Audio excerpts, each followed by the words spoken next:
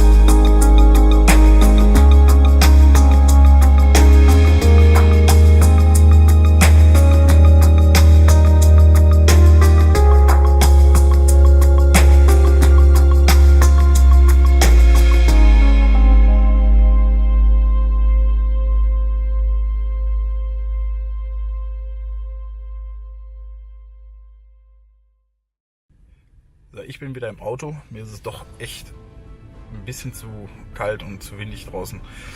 Fazit des Ganzen ist, die Mavic 2 hat sich echt super geschlagen. Sie hat die Position gut gehalten, so wie es sein sollte. Musste echt ackern und arbeiten. Das Footage, wenn man das nehmen möchte, wie auch in der Aufnahme zu sehen ist, brauchbar. Der Gimbal gleicht die Windböen echt gut aus. Ich verziehe mich jetzt wieder nach Hause an den Kamin ins Warme und ich hoffe, es hat ein bisschen Spaß gemacht.